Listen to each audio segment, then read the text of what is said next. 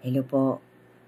Part 2 po nung Life Coach, Life Motivation Insights na tinatapos ko. Thank you so much po sa lahat ng makakakita.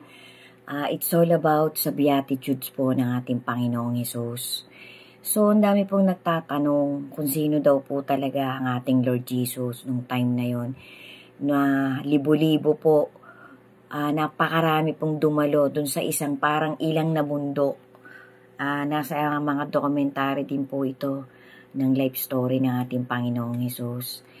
Maidagdag ko lang po guys, ang mga numbers po na nakasulat sa love letter ng ating Creator, may mga significant meaning po yan.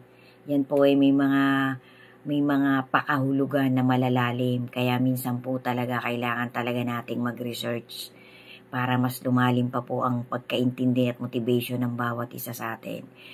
Pakaingatan po natin ang pinangahawakan nating faith sa ating Panginoon at sa ating Creator at sa kanyang bigatin sa niyan. Dalawa pong mag-ama na yan.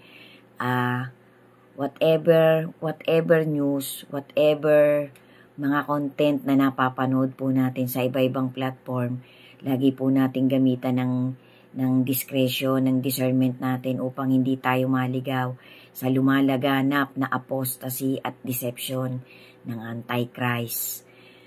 Thank you so much po sa inyong lahat. To God be the glory po. Maraming salamat po sa magtatapos ng life motivation ko na to. I'm not sure po kung ilan ang aabuting part nito, pero life lesson motivation po ito na talagang kahit papano meron po tayong mapupulot na kahit maliit lang po ay makapagtawid ako sa lahat ng makakakita ulit ng content ko na to.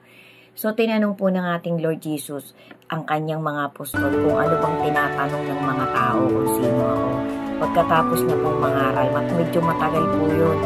Kasi ang pagkaintindi ko po sa ginawa ng ating Creator, ng ating Lord Jesus noong time na yun, ito po ay gamitin din po ninyo ang inyong discernment. Ito po ay personal kong POV. Lahat po tayo entitled na magbigay ng sarili natin opinion.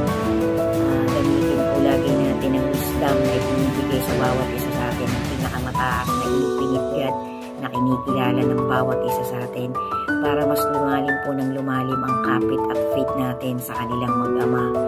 So, ang Panginoon po nagtatanong din kung ano bang mga nadidinig nyo, ano bang tinatanong ng mga tao kung sino talaga ako.